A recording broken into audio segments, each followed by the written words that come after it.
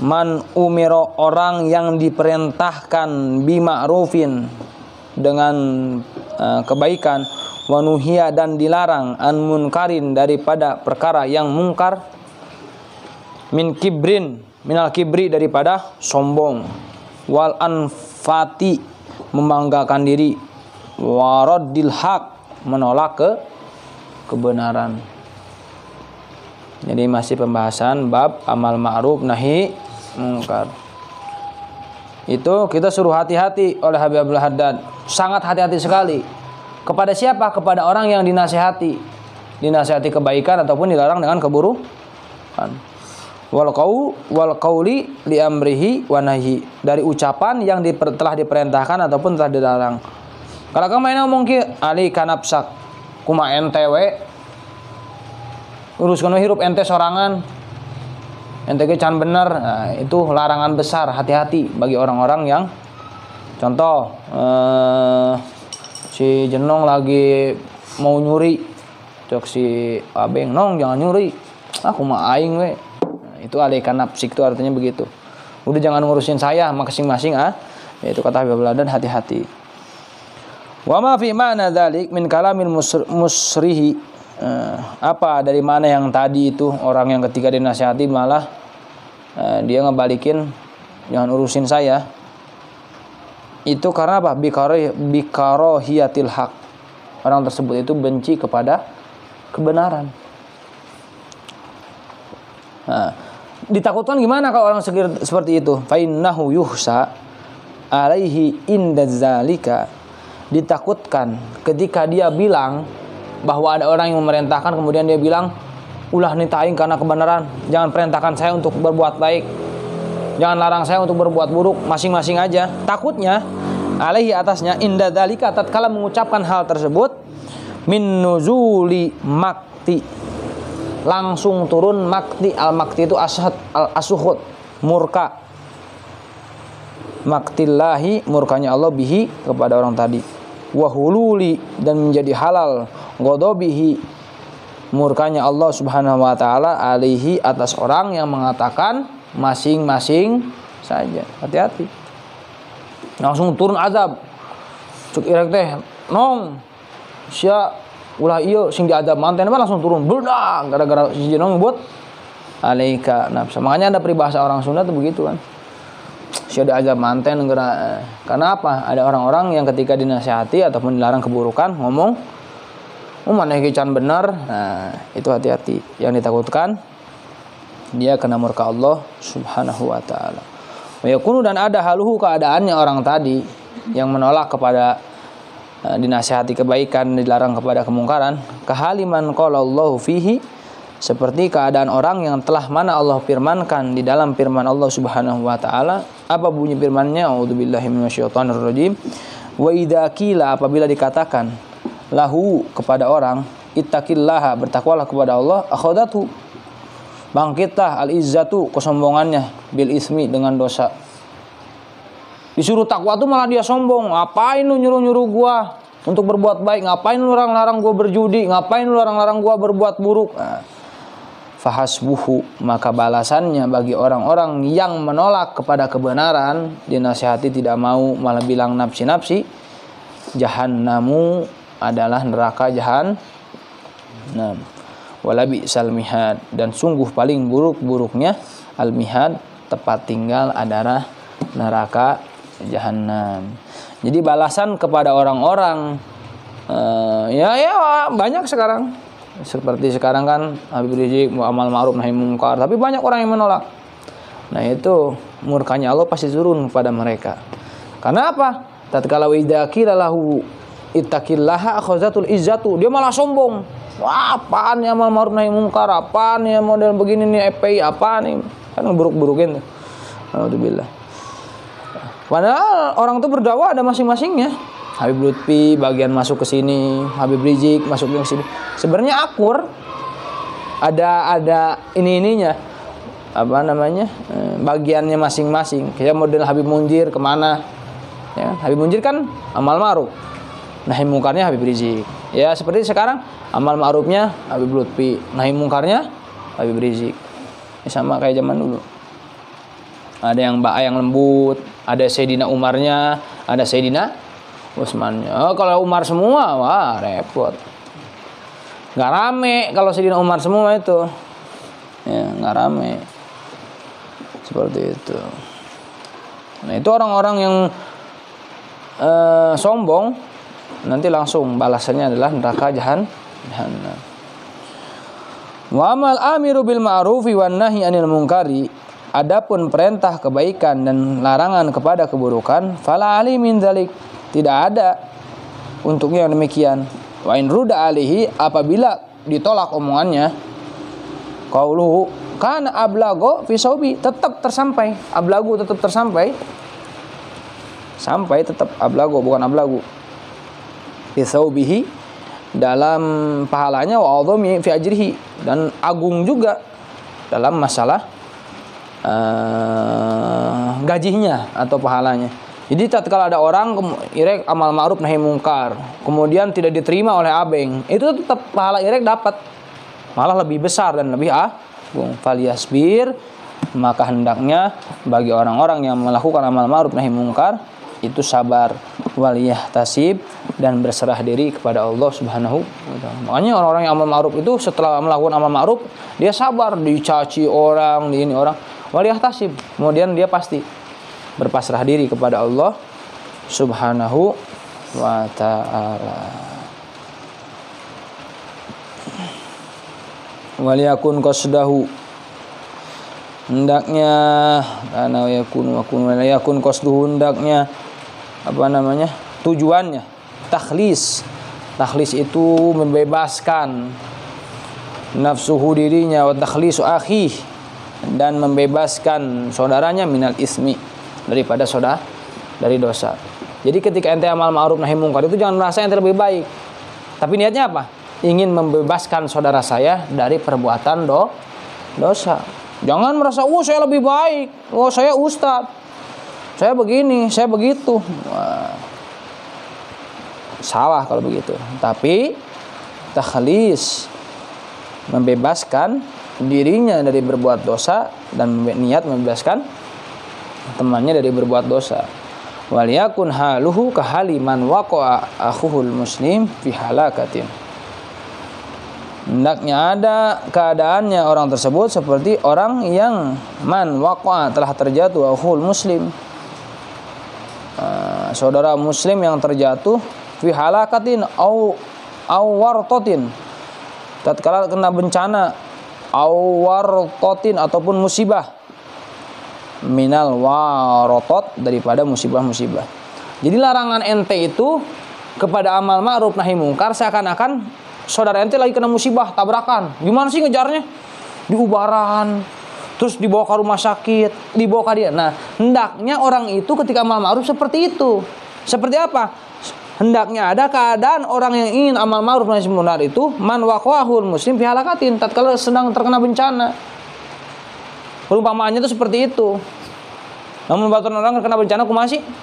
Ditolongan namun ketihan, diubaran.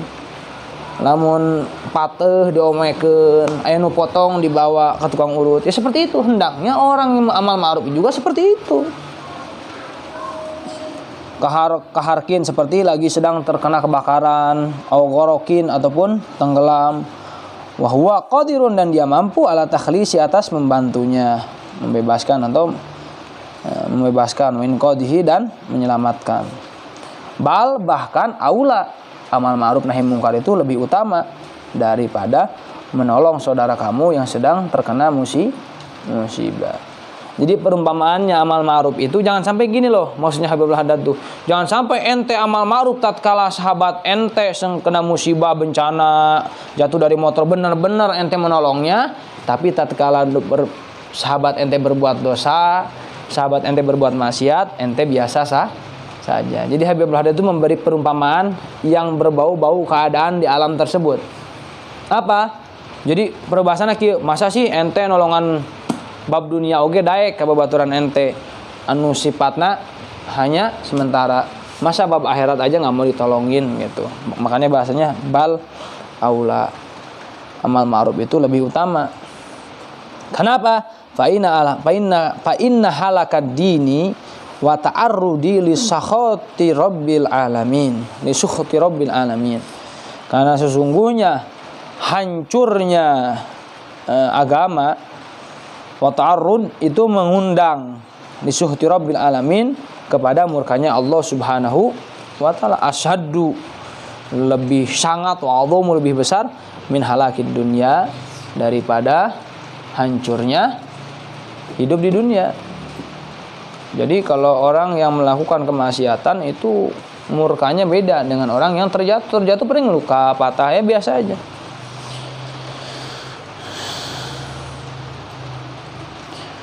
Wa talafi, dan menghancurkan an-nufus, diri-diri alladzi la yafutu, yang mana tidak bisa ditinggalkan bihi dengan diri, illa mufarraqata hadil hayatul faniyah, terkecuali hanya meninggalkan dunia ini, dunia yang akan hancur. Paling orang kalau tabrakan mati saja udah.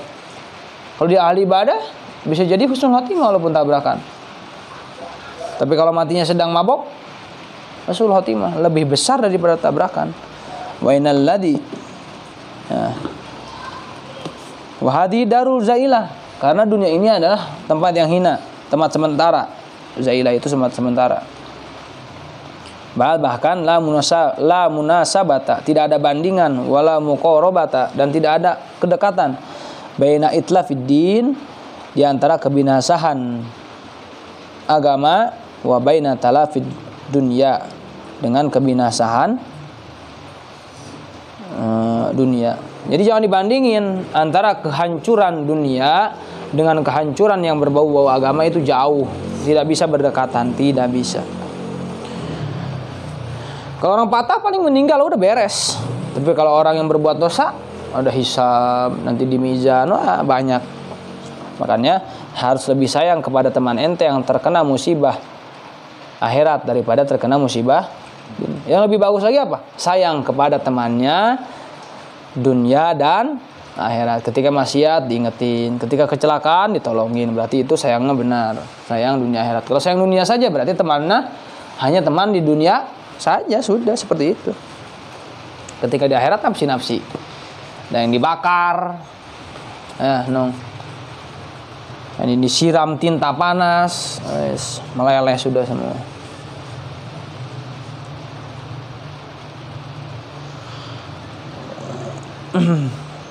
Wa innal ladzi ya'muru bil ma'ruf wa yanha 'anil munkar, dan sesungguhnya orang-orang yang memerintahkan kepada kebaikan dan melarang kepada keburukan, sa'in, orang yang menyuruh. Sa'in itu orang yang menyuruh, menyeru. Fi khalasi nafsihi, di dalam membebaskan dirinya, wa najatiha, dan membebaskan dirinya. Jadi orang-orang yang amal ma'ruf nahi mungkar itu seakan-akan membebaskan dirinya. Irek menasihati alai, itu seakan-akan menasihati dirinya. Sawa'an ukhidha biqaulihi am la yu'khadhu bihi.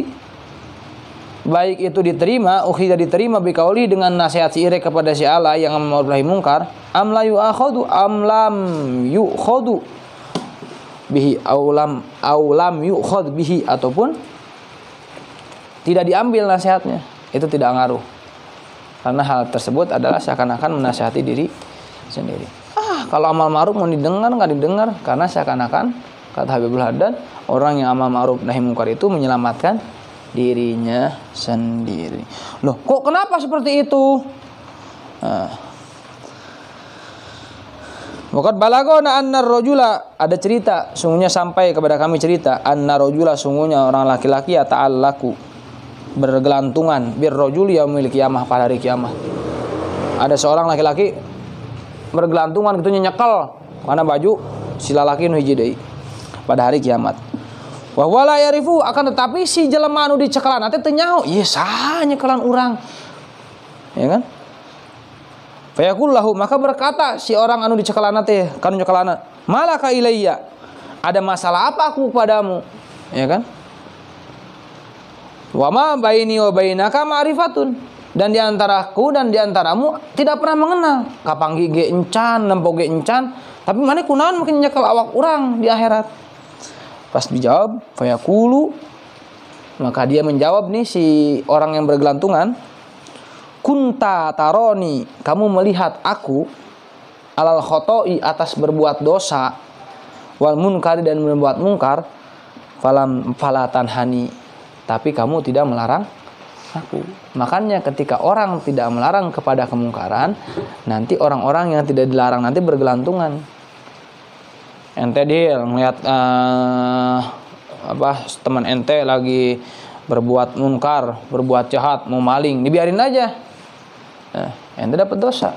Terus kemudian ente melarang mereka, kemudian mereka nggak nerima, udah bebas ente, nggak bakal dapat hal yang tadi tuh lah. Hal yang mana? Orang tiba-tiba bergelantungan. Padahal sebabnya apa? Kunta taroni al khotoi wal munkari falatanhani. Waktu dulu kamu melihat aku sedang melakukan dosa, melihat aku sedang melakukan pencurian, tapi kamu tidak melarang aku. Makanya sekarang aku bergelantungan kepadamu. Nah, kalau kamu tidak mau digelantungi di akhirat nanti oleh orang-orang yang kamu tidak kenal, maka amal ma'ruflah kepada orang yang kamu lihat. Karena orang yang kamu lihat ketika kemudian walaupun kamu tidak kenal, kamu membiarkan mereka bermaksiat, kelak di akhir kiamat mereka akan mengenalmu dan kamu tidak mengenal dia, dan mereka meminta pertanggungjawaban kepada kamu yang melihat dia sedang melakukan kemungkaran tapi tidak kita larang. Bagaimana kalau mengajak? Itu hanya sekedar, ya kalau dibilang logika, makanya kan bahasanya tadi apa? Orang yang amal ma'ruf nahi munkar itu seakan-akan menyelamatkan dirinya sendiri. Soalnya kalau nggak amal ma'ruf nahi munkar tadi kayak gitu. Banyak orang-orang yang datang bergelantungan kepada kita karena kasihan mereka itu. Kasihan. Masya Allah, agama ini mengajarkan kita kasihan doahiron nabatinan. Ya ini buktinya. Bahasanya tuh keren. Kunta taroni al khotoi wal munkari falatanhani. Geus nyaho urang teh arek asup ka jurang. Geus nyaho urang teh teh keur arek cilaka. Kunaon kalaka diantepkeun. Ada orang mau masuk jurang, masa ente mau liatin aja? Ya ente dapat dosanya. Orang mau tiba-tiba mau masuk jurang, ente bukan ditolongin malah masuk jurang. Ya nanti ditanya di akhirat. Karena ente ningali babaturan ente rek lawu kalaka diantepkeun. Padahal ente ngelihat kan. Makanya dihitung dosa itu kalau sudah melihat. Kalau tidak melihat, ya tidak dosa. Insyaallah. Allahumma sallim min afati dunya al akhirah. Wallahu alam bisawab. Subhanakallahumma bihamdika asyhadu an la ilaha illa anta